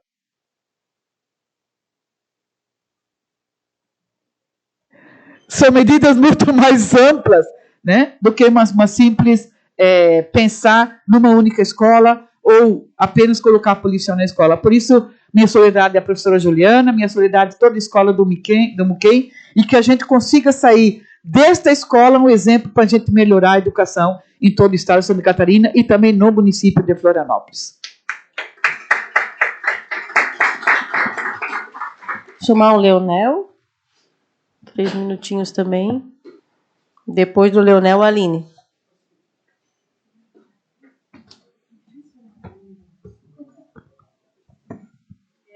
Só para a gente estabelecer aqui um teto, a gente pode, na fala do Leonel, encerrar as inscrições, daí, se mais alguém quiser se inscrever, obrigada. Bom, primeiramente, bom dia a todas as pessoas, cumprimentando aí a nossa companheira Cíntia, cumprimento todas as vereadoras aqui da mesa, cumprimentar a orientadora Ju, a professora Priscila. Eu queria compartilhar com vocês aqui algumas situações que a gente vive na educação e que tem tudo a ver com essa discussão que a gente está fazendo aqui hoje. Ontem, eu que tenho 2 filhos em escola pública, ontem busquei eles na escola porque estava chovendo, e um deles me disse assim: Marta, hoje o recreio não foi bom, o recreio foi muito miúdo. Eu, como assim miúdo? O que você quer dizer com isso? Ele foi curto? O tempo foi pequeno? Aí ele falou, não, a merenda era um pouquinho de arroz, um pedaço de frango e salada e não podia repetir. Meu filho na escola pública. Há algumas semanas eu tive no Colégio Getúlio Vargas, no Saco dos Limões, também ouvimos reclamações sobre a merenda. E essa situação que a Marta coloca, não só da perseguição aos profissionais nas escolas estaduais, mas as condições precárias que as escolas estaduais estão colocadas, o Getúlio Vargas, o Júlio da Costa Neves, o Dom Jaime Câmara. Se a gente for fazer a lista aqui, eu posso passar o dia citando escolas estaduais que estão em condições físicas, estruturais, vereadora Pri, tenebrosas. No Dom Jaime Câmara mesmo, fizeram um teto de gesso e colocaram uma caixa d'água em cima e aquela porcaria toda desmontou. Sorte que foi num domingo, senão nós teríamos tido uma mortandade lá. Vocês imaginem uma caixa de água de escola, quantos litros de água são, desmoronando em cima das salas de aula, né? Então, essa situação dos problemas estruturais das escolas, da ausência de merenda, essas situações não estão na boca do vereador do Rio Vermelho. Estas situações não estão na boca da deputada antifeminista. Essas situações não estão na boca do deputado Sargento, que está perseguindo a orientadora Juliana. Os mais de 5 casos de busca e apreensão na casa de adolescentes em municípios de Santa Catarina, inclusive São José, apreendidos ou com material neonazista ou com ameaças a atentados em escolas, não estão na boca desses parlamentares. O que está na boca desses parlamentares é a perseguição a profissionais, a indivíduos, como foi bem dito aqui, escolhidos a dedo, porque tem posição política, porque tem filiação partidária, porque tem atuação comunitária. Então o que nós estamos aqui diante é uma guerra ideológica de falsos inimigos. Eles nos acusam de ideologia do gênero, mas na verdade nós estamos diante de uma ofensiva da ideologia do ódio, porque eles nos odeiam. Eu sou uma pessoa LGBT, tenho 2 filhos na escola, já passei por situações, Cíntia, de ter que ir numa escola, numa sala de aula, com 3 alunos muçulmanos e ter a professora impondo uma religião. Na minha família nós não temos religião, mas se para nós já era complicado, vocês imaginem para 3 crianças muçulmanas. Nós já passamos situações, como aconteceu em outubro do ano passado, de um áudio viralizar em grupos da escola dos meus filhos, dizendo assim, eu descobri que na tua escola tem a maior concentração de LGBT e petista. Aí marquei eu e mais um amigo. A gente vai matar todo mundo. Na escola do meu filho, em outubro do ano passado. Dos meus 2 filhos. Naquele dia a escola não teve aula, a polícia apareceu. E aí eu pergunto... Um minutinho, por favor, querida. Obrigado, eu vou concluir. E aí eu pergunto ao governador e eu pergunto também ao prefeito, que mandou um projeto aqui para essa casa em urgência urgentíssima para criar 240 vagas de monitor escolar, sendo que já existem vigias terceirizados nas escolas municipais, né? Então a gente vai pagar pelas 2 coisas, fica aí uma dúvida. Mas eu pergunto, quantas vagas nós vamos abrir nas escolas estaduais e municipais, Ju, para psicólogos? Um estudo da USP mostra que dos 22 atentados que nós tivemos nos últimos 20 anos no Brasil, de 22 atentados, em 21, a exceção foi esse de Blumenau, em 21 os autores eram alunos. Os autores eram alunos. Onde estão os psicólogos para as escolas? Para investigar, para ouvir as crianças, para saber que problemas elas têm em casa, por que elas são doutrinadas para ideologias extremistas que levam um adolescente de 14 anos, por exemplo, como aconteceu em Manaus recentemente, a atacar os seus próprios colegas com uma faca. Então é isso que a gente precisa discutir, porque essas situações elas estão interligadas pela ideologia do ódio, que é um ódio aos LGBTs, não por acaso a discussão é o banheiro, é um ódio aos professores, é um ódio à educação, é um ódio às escolas e à ciência, e a tudo que ela representa, porque aonde há escola, ciência e conhecimento, todo esse pensamento extremista de direita não se sustenta porque ele é falso, não factível, ele é frágil e baseado apenas em medo e ódio. Então, parabéns pela reunião, parabéns por essa tentativa da gente promover a cultura de paz nas escolas, porque é isso, gente, quando a gente vê um atentado em escola, nunca é uma pessoa negra, nunca é um travesti, nunca é um LGBT, nunca é alguém que se afilia ou admira socialistas ou comunistas, né? É sempre o mesmo perfil e não somos nós que promovemos a violência nas escolas. Muito obrigado. Legal. A Aline, depois a Carla, depois o Davi. A Carla, depois o Davi, né? Aí depois a gente faz um... Ô, Cíntia, só aproveitar a fala do Camazão enquanto a Aline chega aqui no microfone, é que também, Camazão, não tem CAPES na cidade, né? Para atender nossas crianças e adolescentes. Não tem CAPES. Nós estamos implorando um CAPES para o norte da ilha, porque o norte da ilha é uma cidade e não tem CAPES.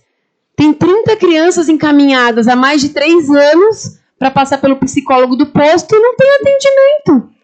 E aí quer colocar policial na escola? Aí não dá, né? Bom dia a todos. E eu acho sim, eu fiquei mais triste, sabe? Que a sua palavra, moça, e a dela, ela me completa muito. Porque eu vejo que a nossa política pública virou uma OS evangélica, que o EJA, ele funciona dentro do local, sem ventilação, brigas, não tem segurança nenhuma. A gente está vivendo, e eu, assim, desculpe, mas tem uma raiva tremenda da direita. Porque eu venho aqui várias vezes, e eu vejo o Giacomo falar que ali é uma mil maravilhas. Gente, a Caionara, como assistente social, ela estava no local. Eu tinha baixado, porque ela estava, estabelecendo o local. Eles fizeram questão de mandar ela embora, porque ela estava organizando aquele local. Então, assim, eu fico com muito nojo, assim, desculpa, gente, da direita, não é isso que eu te falo.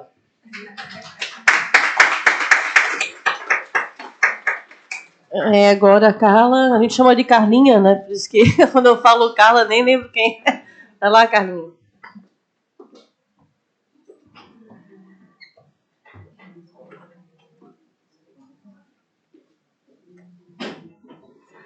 Oi, gente, boa tarde. Se todos me escutarem bem, eu vou manter a máscara até para não...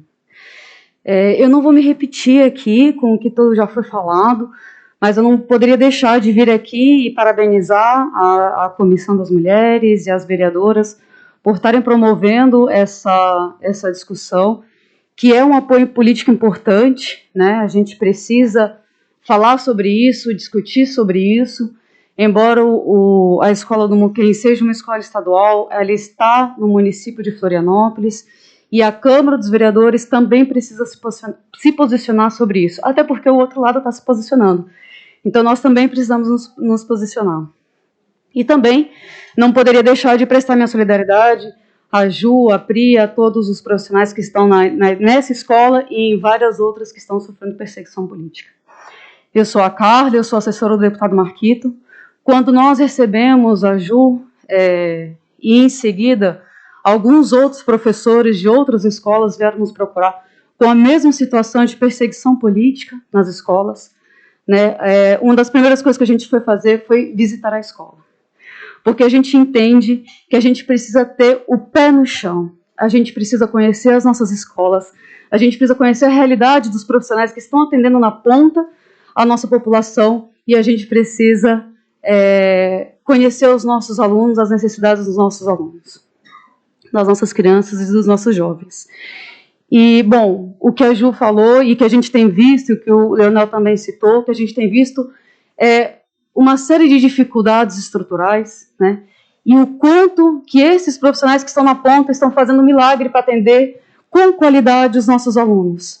E é muito triste ver pessoas utilizando do seu poder político para estar desgastando a imagem das escolas, dos servidores públicos, dos professores, das professoras, que são profissionais importantíssimos na formação da nossa sociedade. Se nós estamos falando de uma cultura de paz, a gente não pode esquecer, né, do papel da escola nesse lugar. Né? E nós aqui, nesse lugar que estamos ocupando de debate, de discussão política, a gente deve fortalecer esses espaços, né? As escolas, os nossos profissionais. O que nós temos, bom, eu acho que muito foi se falado já aqui, eu não quero me repetir, embora sim enfatizar certas questões, mas gostaria de colocar talvez como um encaminhamento, mas ainda a ser construído, a gente está pensando em como combater a violência política nas escolas, criar caminhos oficiais, institucionais. Quando a gente fala de acionar o NEPRE, que fala sobre as violências nas escolas, que tanto a gente tem de acúmulo, eu falo que tanto a SED, né, a Secretaria Estadual de Educação, tem de acúmulo sobre a violência política. Eu acho que a gente precisa estar falando sobre isso, que tanto nós conseguimos proteger... Eu falei que eu não ia falar muito, né? Que tanto a gente consegue proteger os nossos profissionais via esses meios institucionais. E, bom, claro, nós aqui, tanto na Câmara dos Vereadores como na LESC, a gente pensar em ações conjuntas para a gente estar defendendo as e os profissionais que estão ali na ponta, né? Seja através de uma frente parlamentar, seja através de uma comissão, enfim, criar também um canal de diálogo, estreitar esse diálogo entre a comunidade e o parlamento, a níveis municipais, estaduais, para a gente estar combatendo a violência política. Né? Eu acho que isso é uma realidade no nosso país, né? Mas em especial aqui em Santa Catarina, e a gente não pode ficar inertes a isso. A gente precisa dar uma resposta institucional a essa questão. Tá? Então, fica a minha contribuição, fica a minha solidariedade e contem com a gente. Tá? Estamos juntos. A vereadora Prila vai ter que sair agora, daí antes de passar a palavra para o Davi, só deixar a vereadora se manifestar, daí eu já passo. Bom dia a todos e a todas. Desculpe, eu realmente preciso, porque eu tenho que buscar minha filha na escola. Eu sou professora também, eu fui professora alfabetizadora por 5 anos, e numa comunidade bastante carente no Rio Grande do Sul, onde eu morava antes de vir para cá. Eu também sou psicóloga. E uma coisa que a gente sempre bate na questão da saúde mental, porque não adianta, se não houver saúde mental, a gente não consegue tocar o barco, ir para frente, buscar realmente melhorias. Eu também acredito que nós temos missões nesse mundo. E eu fico muito feliz quando eu vejo pessoas como a Priscila e como a Juliana lutando para tocar suas missões à frente. É injusto. Eu posso dizer que porque eu tenho uma missão relacionada aos animais. E eu sei o quanto isso é injusto e o quanto a gente é massacrado por ter as nossas missões definidas. Mas o que eu quero dizer para vocês é que vocês não estão sozinhas, e não é apenas pelo fato de nós, enquanto vereadoras aqui, mas por ter outras pessoas que também possuem essas missões. E quando a gente consegue se unir, por mais que aquele outro lado questione, fale, tente nos calar, a gente tem que se juntar para falar mais forte. Não é à toa que, como trouxeram aqui, 80% das pessoas confiam na escola pública. Então, por que a gente vai deixar esses 20% destruir um trabalho tão honroso? Eu estudei meu primeiro grau inteiro em colégio público, em colégio estadual, no Rio Grande do Sul. O segundo grau eu fiz numa particular, porque era onde se aprendia a fazer magistério, e isso era dado somente no particular. Mas foi com bolsa. E a minha faculdade foi com bolsa. Então, a gente sim precisa lutar. A gente precisa de mentes que pensem. e não bocas que falem.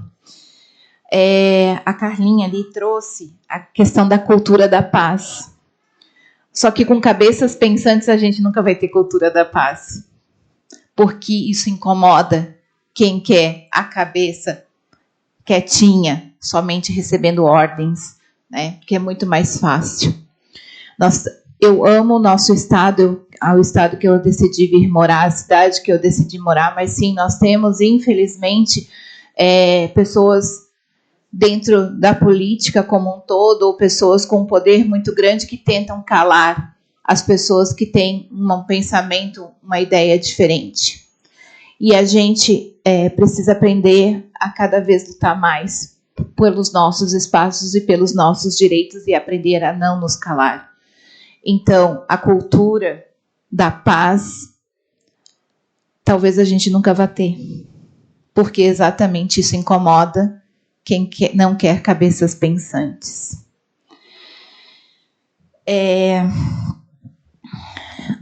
Nós precisamos trabalhar, sim, nossas crianças. Nós tivemos situações de uma pandemia que, por muitos momentos, a gente pensou, quem sabe isso vai nos tornar pessoas melhores. Mas não, isso só mostrou o monstro que existe dentro de algumas pessoas. Porque o que ele fez? Ele fez as crianças ficarem dentro de casa, eles fizeram a violência aumentar, eles fizeram o preconceito aumentar, e quando essas crianças voltam a se tornar pessoas pensantes, isso incomoda. Então eu quero me colocar à disposição aqui, porque embora eu não seja esquerda totalmente, né, Carla? Eu também não sou extrema-direita. E eu sempre tive o meu papel de luta por quem precisa, indiferente de quem é esse quem. Indiferente de ser um animal, indiferente de ser uma pessoa pobre, indiferente de ser um negro, indiferente de ser um LGBTQI+. Meu irmão, ele faleceu mês passado. E ele era gay. E eu sei o preconceito que ele sofreu. Mas eu também sei tudo que ele conseguiu adquirir nessa vida. E é por ele que eu vou seguir lutando. Por cada um de vocês e por cada um de nós. Porque para mim é muito importante que todos tenham o direito a ser felizes. E ninguém tem o direito de tirar isso das pessoas. Então, vocês podem contar comigo sempre. Obrigada.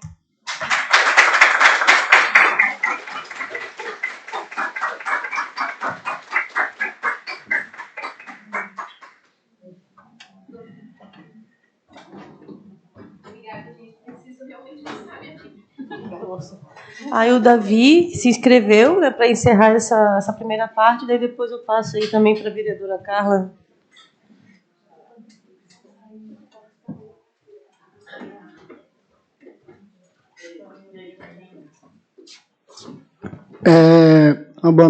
Bom dia a todos.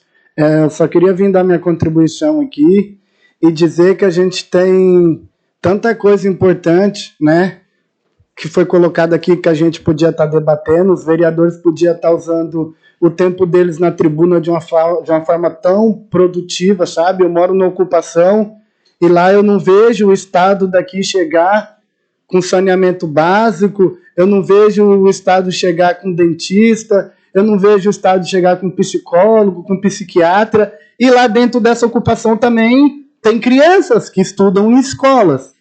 Essas famílias não têm estrutura, muitas das vezes, para poder criar suas crianças, tanto em ocupações, quanto em comunidades. E o Estado não vai lá dar uma estrutura. Não, o que o Estado faz? Pega o conselho tutelar, bota a culpa nessas famílias, depois vai lá e retira essas crianças.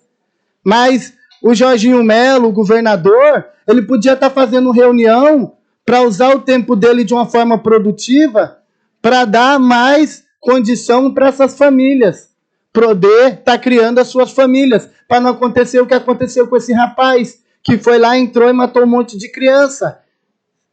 Se tivesse uma estrutura melhor para os professores dentro da escola, para ter segurança, não é colocar um policial lá armado, é dar estrutura para a escola. Se fosse descoberto o problema que ele tinha antes, quando ele era criança, quem sabe aquilo não tinha acontecido. Isso é prevenção. E o Estado não age com prevenção. Não, uma coisa que eu costumo falar sempre. Se você tem seu carro ali e seu carro está dando problema, está fumaçando, aí você vai ali no mecânico e o mecânico fala, é R$4.000 para você poder fazer o motor do seu carro. E você tem 5.000 no bolso. E aí a lataria do seu carro está toda ferrada ali. Você olha para ele e fala, tá feia a lataria. Aí você pega, gasta 4.000 na lataria, na funilaria, e deixa 1.000 sobrando ali. E aí não dá um mês, seu carro vai lá e para. É o que eles fazem. Não veio deles na raiz, na causa. Não, eles querem fazer uma política superficial. Não querem resolver o problema. É como essa reforma que a gente está pedindo do ensino médio, gente.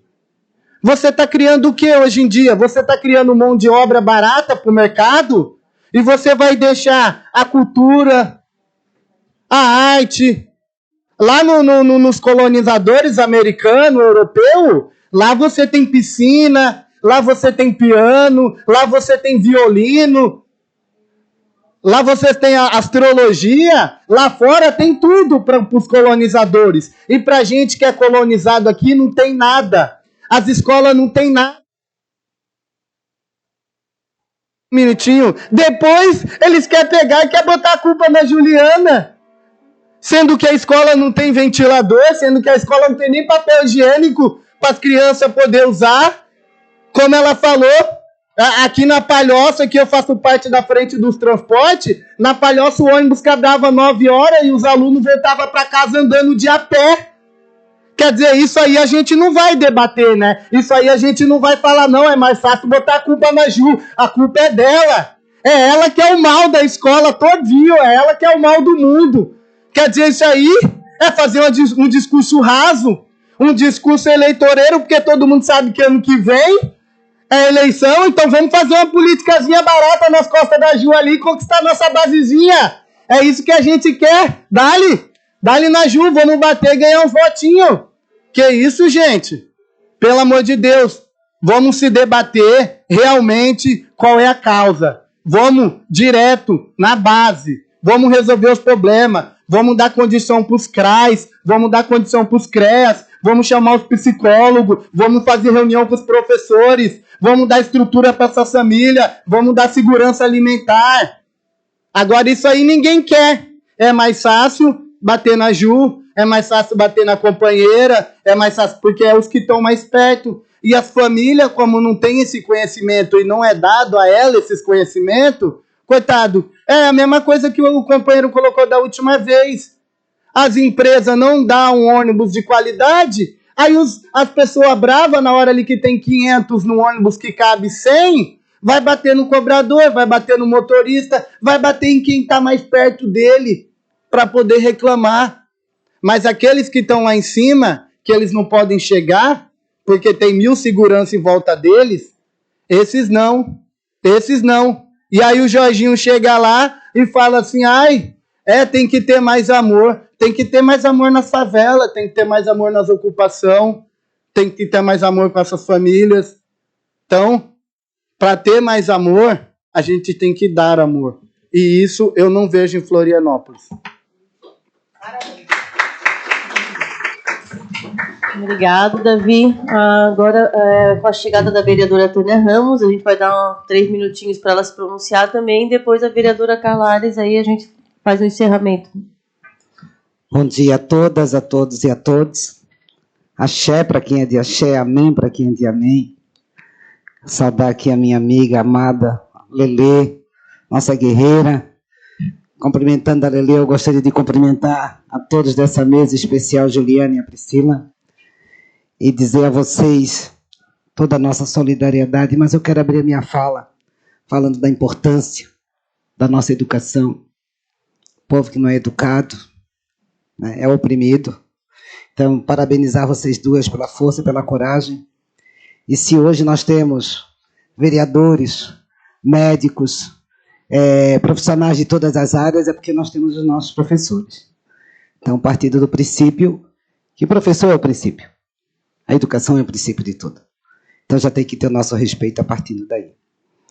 E dizer a vocês, a gente sabe das nossas dificuldades, das nossas escolas estaduais, escolas municipais, principalmente as nossas escolas estaduais, fechando as portas. E isso é proposital e a gente sabe de que forma com que eles querem conduzir a educação nesse país. Agora, num novo momento, viu, Juliana e Priscila, num novo momento, vai ser um momento transformador. E esse é o nosso momento de transformar as nossas escolas realmente em escola, como a gente sempre sonhou. E a gente sabe do trabalho de vocês, temos consciência, somos solidários ao trabalho de vocês e a todos os nossos professores, que merecem todo o nosso respeito. E se hoje as nossas escolas continuam lutando pela educação desse país, é por conta dos nossos professores, nossas professoras. Então, é um assunto sério que fico muito feliz de trazer para dentro dessa casa essa pauta, e teria que trazer muito mais. A gente vem trazendo, principalmente eu, Carla, Cíntia, e a própria vereadora Pri, que estava aqui nesse momento, a gente vem trazendo essas pautas na questão da educação, na questão da saúde, a gente vem trazendo para dentro dessa casa. E muitas outras questões que abalam a nossa população. Então, dizer a vocês que continuem sim, vocês não estão sozinhas, né? Fico feliz por a nossa Comissão das Mulheres estar aderindo todas as nossas pautas, porque é aqui que a gente tem que discutir. E nós não podemos ter medo, não podemos abaixar a cabeça para essas inseguranças que isso nos traz todos os dias. Inclusive, dentro dessa casa, nós, mulheres, aqui, temos insegurança todos os dias. Nós temos insegurança a todo momento que a gente vai para o plenário. Nós temos perseguição a todo momento. E a gente tem que saber trabalhar e usar a inteligência dos nossos professores e saber lidar com isso. Agora, nós temos que alcançar, são as nossas famílias. Já vinha dizendo isso. Esse tipo de desconstrução chegou em nossas famílias. E é nelas que nós temos que ir. Né? É nelas que nós temos que alcançar. Então, nós temos um dever de transformar essa luta, viu, Priscila e Juliana, na luta da família também. Porque a gente não constrói uma sociedade se a gente não construir com a nossa família. E esse é uma das nossas atividades, nossos desafios que nós temos que compor. Nós não podemos ter medo de ninguém. Né? Sabemos das nossas divergências aqui dentro dessa Câmara Municipal, temos muitas divergências, mas ninguém vai nos calar a partir do momento que a gente tem o direito e o dever e o conhecimento de estar aqui defendendo as nossas pautas. Então pode contar com a gente, sim, conte com essa Comissão das Mulheres, que é formada por mulheres e que tem uma sensibilidade muito grande, principalmente quando se trata da nossa população, dos nossos profissionais da área da saúde, da área da educação, enfim. Eu acho que é um momento que nós temos que trazer como reflexão, e tenho certeza que, sim, esse debate não vai parar aqui, vamos muito mais além, e queremos levar isso para dentro do plenário. E é lá que a gente tem que debater com aquele povo que nos vê diferente. Então, deixar aqui um abraço a todos vocês, um beijo no coração, e dizer que nós estamos aqui à disposição, pode contar com a gente. Tenho certeza que nós vamos estar junto de vocês. Muito obrigado e viva a educação. Agora a contribuição do vereadora Carla. Bom, ainda é bom dia, né, para nós que não almoçamos ainda. Saudar todas as pessoas presentes, em nome da Ju e da Pri, agradecer não só as palavras, como também a luta, né? Queria pontuar várias coisas, espero que o tempo dê. A primeira, até no sentido do que a Tânia traz sobre a nossa comissão, essa Comissão das Mulheres ela foi criada em 2013, dentro dessa institucionalidade. Mas essa é a primeira legislatura que efetivamente essa comissão foi ocupada majoritariamente com mulheres. Na legislatura anterior nós tínhamos apenas uma vereadora na casa que fez questão de não ocupar este espaço, e nessa legislatura, por ser uma legislatura histórica também do ponto de vista de mulheres, é que ela está sendo ocupada majoritariamente por mulheres e, consequentemente, muitos temas relativos à vida das mulheres e aos direitos das mulheres no conjunto da cidade acaba chegando para nós e é uma das comissões mais ativas, ainda que não tramite por aqui um número exaustivo de projetos, porque infelizmente a diretoria legislativa só encaminha para cá projetos cujo o título dele esteja explicitamente a palavra mulher ou mulheres ou gênero. Nós temos essa função social, digamos assim, de ouvir muito e de colocar temas em discussão, né? Então, esta reunião hoje é produto deste papel da comissão, e que nós temos certeza, como a Marta colocou, que o caso da Ju não é isolado. E a Ju também não é a única professora perseguida nessa escola no sentido de apreensão. Ela é aquele expoente ou o bode expiatório, como foi colocado aqui, mas eu tenho certeza que a ausência dos professores, Pri, não só por estarem dando aula, parte também do contexto de amedrontamento, de perseguição que aquela escola está sofrendo, né? A Ju talvez, ou com certeza, e tu, sejam pessoas que têm uma rede de apoio, inclusive para garantir que estejam aqui minimamente com segurança, mas nem todas aquelas pessoas, funcionárias, têm esta mesma rede para estar aqui. Então, a solidariedade é a Ju, é a tu, Pri, e é o conjunto dos profissionais da Escola do Muquem e de todas as escolas estaduais e também municipais que passam por esse processo de perseguição, né? De um processo de perseguição que, além dos elementos que a Pri colocou, eu queria colocar um outro lamentável elemento, que é a utilização para materializar essa perseguição de famílias, de pessoas que também são vítimas de um produto social de vulnerabilidade. São vítimas do ponto de vista social, econômico, mas também de um contexto que a própria socialização dessas famílias, a educação por onde elas passaram, reproduz e reforça o preconceito, o ódio, o estigma, os estereótipos contra uma série de populações. Romper o preconceito contra as mulheres, contra o povo negro, contra a população LGBTI+, é um processo geracional, inclusive, que não está pacificado nem na direita nem na esquerda, muitas vezes. E essas famílias que estão sendo utilizadas por esse processo vêm deste contexto. São vítimas também. Estão sendo usadas por um projeto de ódio, por um projeto de reprodução de uma sociedade, inclusive capitalista, com todas as questões que estão colocadas aí.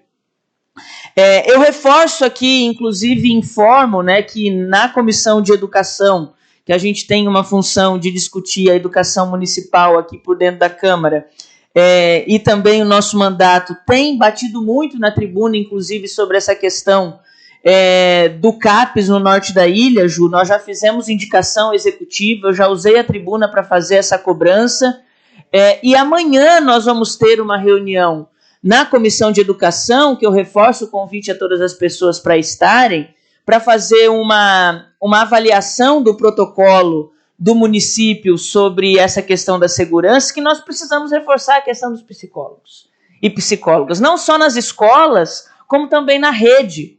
Nós temos 7 psicólogos na rede toda, nós temos 1 psiquiatra em Florianópolis. E nós temos concurso público aberto. Foi falado aqui dos ACTs no estado, mas no município é a mesma situação. Nós temos um edital, que é o 03 de 2019 para efetivos aberto, nós temos o 23 de 2022 de emergência para ACT aberto, e agora a prefeitura abriu um novo edital de emergência para a CT sem nenhuma necessidade. Nós falamos sobre isso na tribuna na semana passada, quando fomos discutir o tal projeto dos 240 cargos de monitores. Agora, para finalizar, vereadora Cíntia, e colocar algumas situações que inclusive vêm da minha militância original, digamos assim, né, dos movimentos que me forjaram, que é o movimento feminista, que são os movimentos LGBTI+, existem 6 pontos da legislação que eu queria trazer para deixar registrado, embora a gente já não esteja mais nem transmitindo em nenhum lugar. Eu não sei se acabou a bateria de onde estava transmitindo aí e tudo mais. Mas eu queria deixar registrado aqui porque o áudio está sendo gravado. Porque enquanto sujeito político, para além da vereança, na minha militância de movimento social, ajudei a construir essas normativas, vereadora Tânia, seja do ponto de vista nacional, estadual e municipal também. A primeira questão que eu queria deixar registrada, e eu sei que a Ju também foi acusada por estar discutindo democracia nas escolas, é a própria Lei 668 de 2015, que atribui as atribuições do quadro do magistério no Estado e que coloca, dentre outras coisas, para o orientador escolar, como é o caso da Ju, que uma das suas atribuições é promover a reflexão sobre as consequências sociais do processo de rotulação, discriminação, exclusão das classes trabalhadoras, além de estimular e promover a participação e a democratização nas relações escolares. É a atribuição dela. Ela não está fazendo nada diferente do que a atribuição do orientador educacional prevê. Inclusive, ela foi contratada para isso. Se ela passou por 4 provas, Pri, é porque ela estava cumprindo o que a sua atribuição estava colocada. Do ponto de vista do que a gente estava discutindo aqui sobre a questão de orientação sexual, identidade de gênero e as questões relativas à população LGBTI+, a Mirê trouxe muitos aspectos biológicos. Mas eu queria deixar registrado que os argumentos biologizantes já caíram por terra e já não são mais padrões de discussão sobre orientação sexual e identidade de gênero há muito tempo no Brasil e no mundo. Já caiu por terra do ponto de vista da sociologia, já caiu por terra do ponto de vista, inclusive, do direito. É político, porque nós já temos legislações sobre isso. Nós precisamos fazer uma disputa social. Mas do ponto de vista político, o argumento biologizante já nem deveria mais estar na nossa boca, porque é isso que eles usam contra nós. É isso que eles usam contra nós. A circular de 2017 do governo do Estado, a resolução do MEC de 2018 e a resolução do Conselho Estadual de Educação, Marta, nossa expoente da educação no Estado e nacional, inclusive, coloca parâmetros para o governo do Estado de Santa Catarina aderir e acatar o nome social nas escolas de ensino básico e fundamental. É lei. É um avanço na garantia dos direitos fundamentais da pessoa humana no nosso Estado, construído com muita luta. E não venha na tribuna me dizer que é só para maior de idade, não. Porque a própria legislação que o Estado construiu com base em legislações nacionais coloca a seguinte questão, e eu gostaria de ler porque eu acho que é bastante importante. A Secretaria de Educação do Estado regulamenta o nome do uso social nas unidades escolares. Como isso deve acontecer? Primeiro, abrindo um campo no sistema para a inclusão do nome social das pessoas travestis e transexuais, concomitantemente com o nome civil, a partir da resolução de 2016. O nome social apresentará os seguintes documentos internos: relatório de relação do nome de exposição nas portas, boletins e diário de classe. Além da inserção formal no sistema, o nome social deve ser verbalizado por todos os profissionais da unidade escolar. O estudante deve ser chamado pelo nome social e não mais pelo nome civil, inclusive no momento da chamada. O aluno maior de 18 anos poderá requerer a qualquer tempo, por escrito, a inclusão do seu nome social nos documentos escolares. Parágrafo único.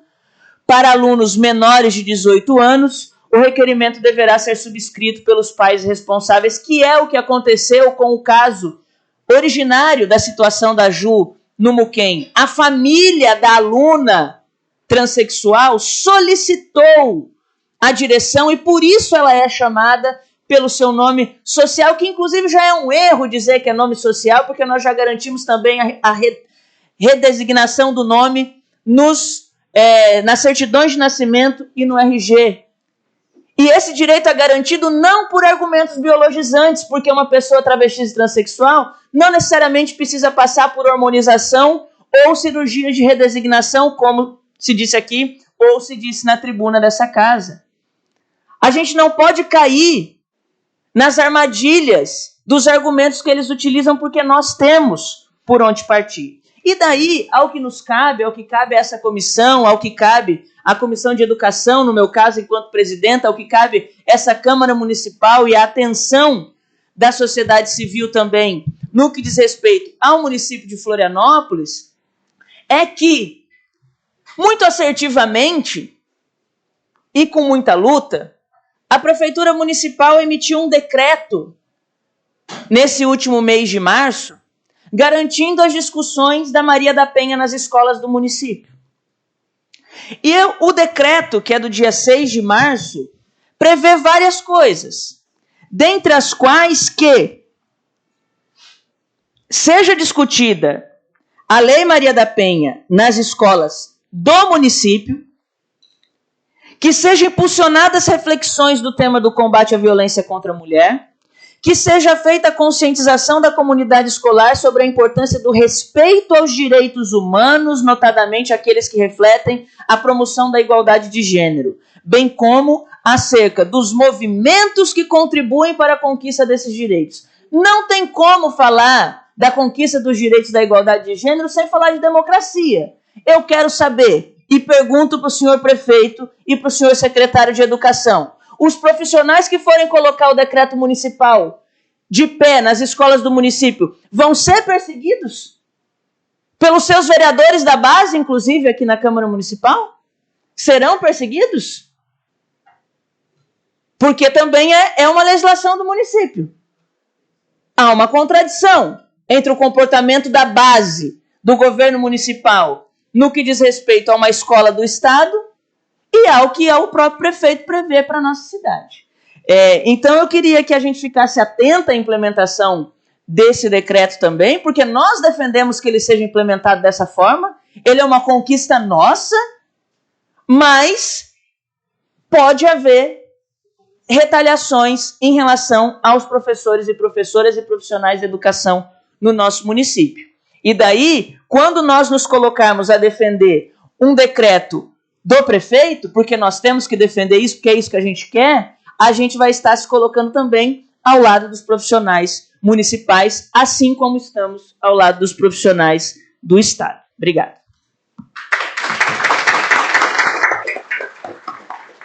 Bom, Cíntia, só lembrar também da lei que nós temos a Marta sabe também que a gente tem a proposta curricular de Santa Catarina de 2015, que foi construída por várias mãos, por todos os profissionais da educação e também das universidades públicas de Santa Catarina. São mais de 300 pessoas que construíram esse documento, e lá, da página 52 a 68, é a diversidade como princípio formativo. Então, eu não fiz mais nada além de cumprir a lei. Alguma consideração, professora, para a gente... Não, seria só agradecer mesmo a oportunidade, né? E reiterar aqui com a fala da Carla Aires, né, que tudo que a gente faz está regulamentado, né? Não tem nada que o servidor público faça da sua vontade própria ou porque é modinha, né? Ou qualquer argumento que queiram trazer aqui. Esses documentos que foram citados nós conhecemos, né? Assim como conhecemos várias legislações, né? LDB data lá de 90, a gente tem várias legislações como o Estatuto da Criança, né, que vão ser nesse contexto histórico, vão ser criados. E por mais que a nossa democracia seja uma democracia jovem, né, recente, precise desse nosso trabalho na escola para que ela realmente se efetive na prática, a gente tem certeza, né, convicção de que todo o nosso trabalho está embasado de acordo com os documentos legais. Isso eu tenho repetido bastante, né, nas minhas falas, não porque eu seja da área do direito, mas porque, sendo, né, uma democracia de direito, a gente precisa conhecer e estar pautado sobre esses documentos, né? Então, muito obrigada pela acolhida. E eu acho que mais do que, né, a gente se reforçar aqui enquanto grupo de mulheres, também para nós é muito importante ouvir, né, de todos que estiveram aqui falando que estão conosco, que nós não estamos sozinhas, porque tá difícil. É isso, obrigada. Então, com essa mensagem, né, de que a gente não está só, vocês não estão só, a gente coloca agradecer todo mundo que participou, né, foram excelentes falas, muita contribuição, fica no registro dessa casa, então a gente já está cumprindo aí um papel também político aqui dentro, né, e também de informação, um papel técnico. Então, continue contando com a Comissão da Mulher, da Igualdade de Gênero e também da Comissão da Educação, né, para o que a gente puder somar.